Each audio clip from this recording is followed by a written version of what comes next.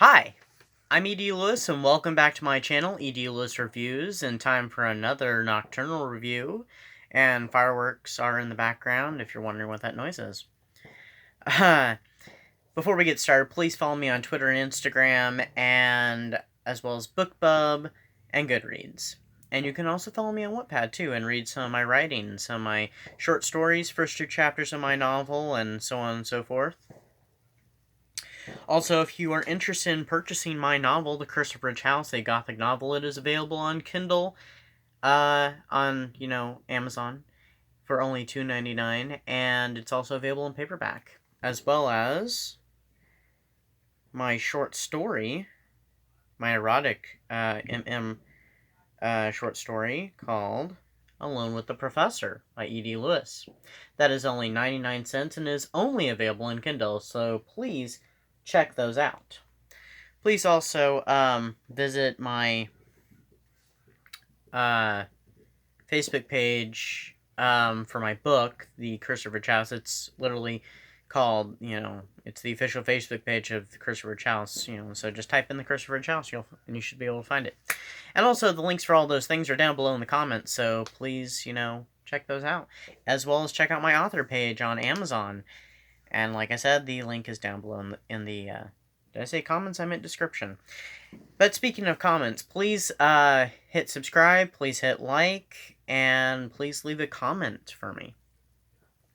Now, with all that business out of the way, I hope everybody's remained safe through, this tough time. I'll just, say that. I just don't know how else to describe it. Excuse me, without going into any more detail, because, you know what's going on. I mean, I don't need to spell it out for you, so, keep safe, and try to find escapes, and please, people, wear your masks. They may be uncomfortable, but please, they do help, they do make a difference, and please social distance, and make sure you're washing those hands, using hand sanitizer in public, washing your hands at home, if you can't wash your hands in public, but please, keep clean, keep safe, and keep social distancing, Anyway, so, it's been like a week, like I said, since I've done a book review, or any review at all. Last month I did my Pride Month reviews, and now, I'm just kind of whatevering it. I mean, I might go ahead and start doing a series of videos called, Gothic Summer reviews. I'm not sure. I mean, I mostly do Gothic anyway, with an occasional horror, but, that's not Gothic, or science fiction horror. But, I'm not sure. So this might be technically the first one. I mean, I read this last year, around, like, December, November, December, around there anyway. I read Castlecliffe. I might have actually read it around Halloween as well. And it is, by Sandra Shulman. I had to do some repair work. It's an old book, and also I'm sometimes tough on books sometimes, so. But it was released in 1967. It's a Gothic romance, by the way, by Paperback Library Gothic, which actually I think may actually still exist under a different name. I mean, I have a couple audios on my Audible, actually, that are books that were published by the same company, and I think that they have a new name, so I'm assuming it's the same company. I think it's called Paperback Library Classics or something like that now. But it, I mean, this company did release things that weren't Gothic, but I mostly just know their Gothic section. I have a number of theirs. I have, like, almost all the Dark Shadows books that were released by them except 2, including all the special ones. And I have, of course, this one and a couple others. Most of the books mostly books by Marilyn Ross, because a majority of the Paperback Library Gothics I have are Dark Shadows. So, but anyway, like I said, this was from 1967. It has a very similar writing style to Marilyn Ross. I'd almost swear when I was reading it that it was written by Marilyn Ross. Like, this is one of his pen names, because, but it's not, so, yeah. It's been a while, so I'm, looking over my notes to make sure I get everything straight with this. But this book is kind of a period piece, so it's kind of also the historical romance, too. It takes place during the early 1800s when the Napoleonic, or however it's, said, wars are tearing across Europe, or war. It does make, references to the fears that were going on at the time that he was going to invade England and stuff. So, you get, that's kind of typical with a lot of old Gothics anyway, so you get that historical presence in there. So it's one of the many markers. Like I said, it's a historical novel. It has a virginal heroine who does many, oftentimes stupid things, and I'm not, not mean that in a bad way. It's just typical in a lot of these Gothic romances that the heroine oftentimes does something kind of silly, or you're reading it, you're like, don't do that, don't, and then she does it. But then again, if she didn't do it, the story wouldn't be as exciting. So I'm just like, no, why did you do that? You would have been safer not doing that. But then again, we wouldn't have had a story, so, I mean, they kind of had to make their heroines do that. Even in the books where the heroines are much more, not necessarily headstrong, because I think they're oftentimes headstrong, because they always know what they want to do. I'm not sure how to describe them. They're much more courageous and stuff. They still end up sometimes doing some silly things. Mary Stuart's heroines are very, they're headstrong, of course, but they're also, I think, better developed and stuff. And they're usually all very intelligent women, and they're kind of fearless at times. And so when they do some somewhat not advisable stuff, they usually have a good reason for it, and they usually are somehow able to get themselves out of it. Occasionally they have to be rescued, but I mean, she writes very strong women, and so I think that's good. Now, she's the character in this is named Sophie, and she's not as strong of a woman, so I think that was a bit of a letdown. I like both because this is very traditional, but I kind of like where there's the strong woman, that is trying to figure out what's going on in the Gothic. So, I mean, because that's much more modern. So, but I like the classic too, so I'm just torn there. But anyway, we're getting into a whole different discussion.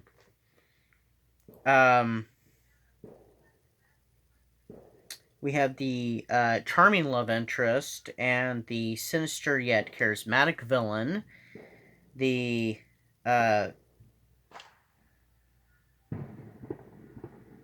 bandit, who is more than he seems, but you don't see as much in Gothics anymore. We have a religious angle going on there, and I'm not sure I want to say what that is, because I might give way too much. Not that you can find this book very easily, because it's not available on Kindle, but you can find old copies of it. It's not in print anymore either, unfortunately. So I don't know how much to give away.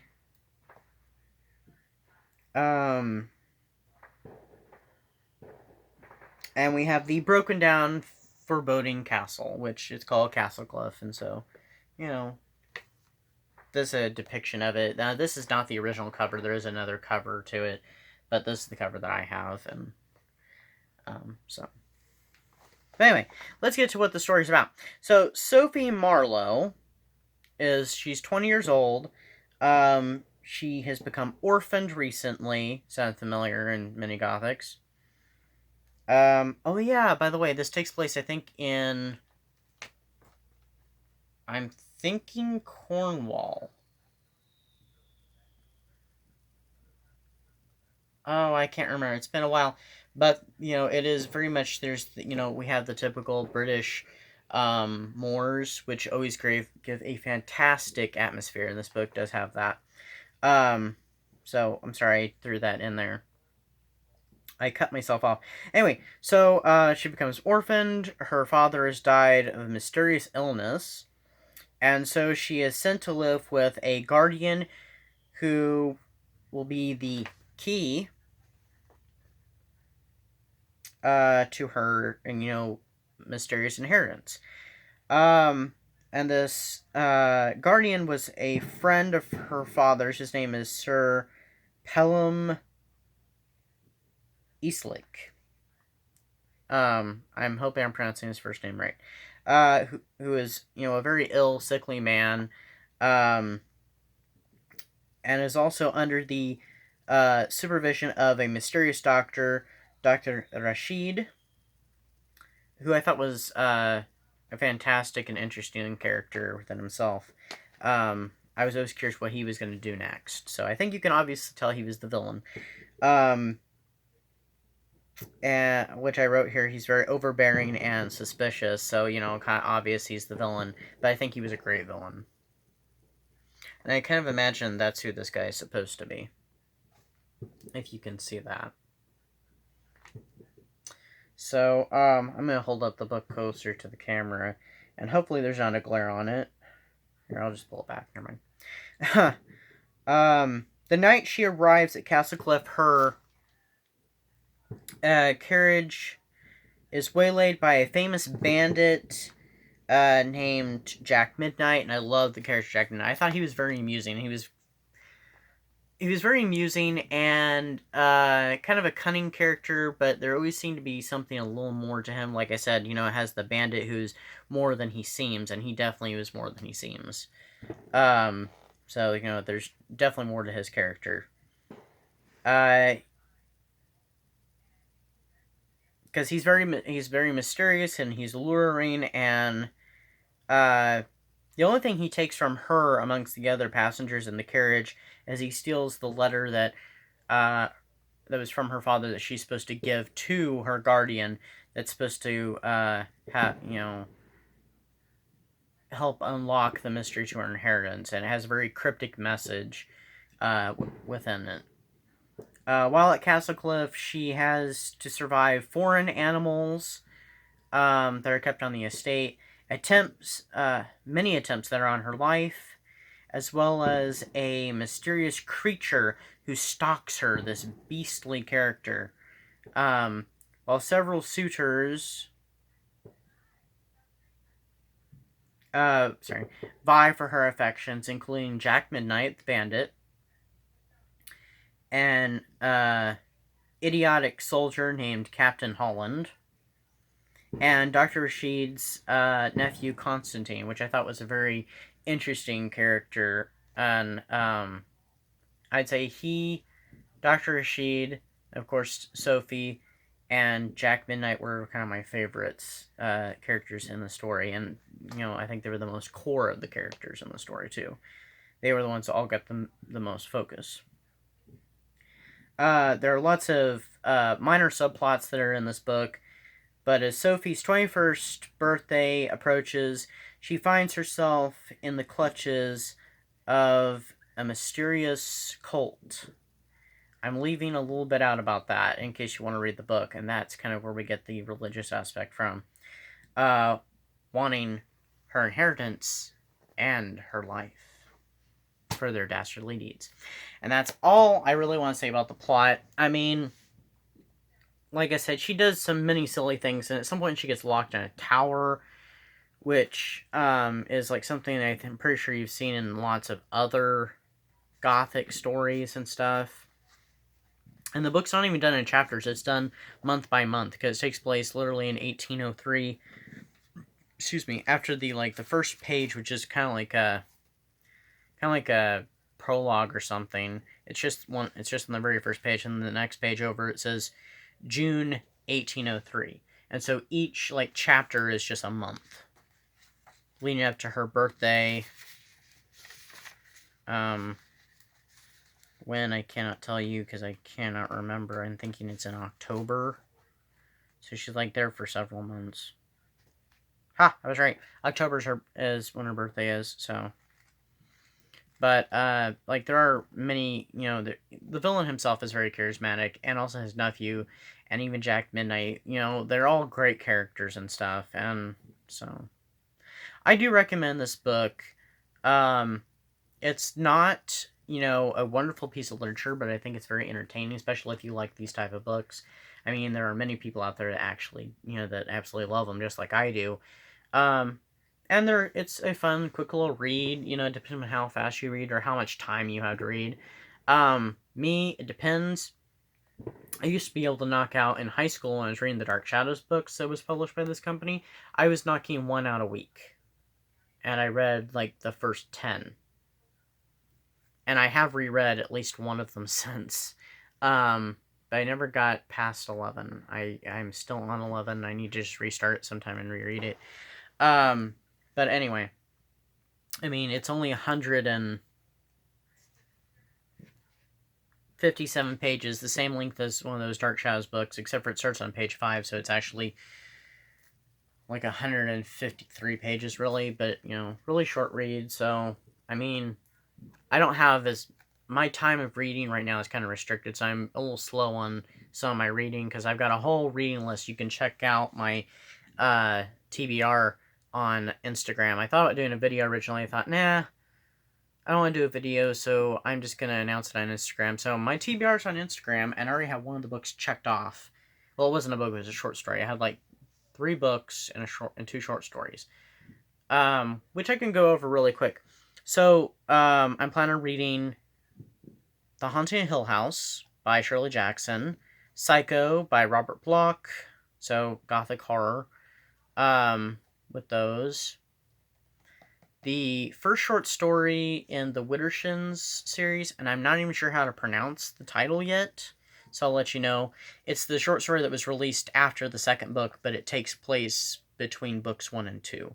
So I decided to just go ahead and read it instead of jumping to book 2, and book 2 is... I don't know when I'm planning on reading that, but I plan on getting to that eventually. A short story called Gavin and Me, which was a short story I was not expecting it to be. I thought it was going to be a romance, and it was not a romance. It was kind of an erotic story. So I thought it was going to be, you know, an erotic romance. Well, it was not a romance, so... It was an interesting study in human behavior in many ways, and how we look at ourselves and look at each other. How we see one another, and how we compare ourselves to other people, and how they compare themselves to us. So, you know, it was an interesting little study. Let's see. Wasn't there another book I was planning? Oh, yeah, the book I'm reading right now, In Her Shadow by Kristen Miller. And it's very Rebecca-like, and it's very good. So... that's the one I'm actually reading right now. And I've already read the Gavin and Me one, and I'm planning on reading the short story at some point and finishing up that one and then moving on to the other two. So I wanted to keep it a relatively short TBR. Because sometimes I have a tendency to be like, I'm going to read this, and then I see something else, I'm like, oh, I'm going to read that instead. So, yeah. Well, that's all I got for you this time, so I hope everybody's going to be safe for their 4th of July weekend. I hope everybody, social distance, wears their masks, you know, practices, you know, safe firework activities, and, you know, all the activities in general. So, enough of me jabbering. Have a good night or day whenever you're viewing this, and, tune in next time for my next video. Happy 4th of July, happy Independence Day, Black Lives Matter, and everybody be safe. Bye-bye.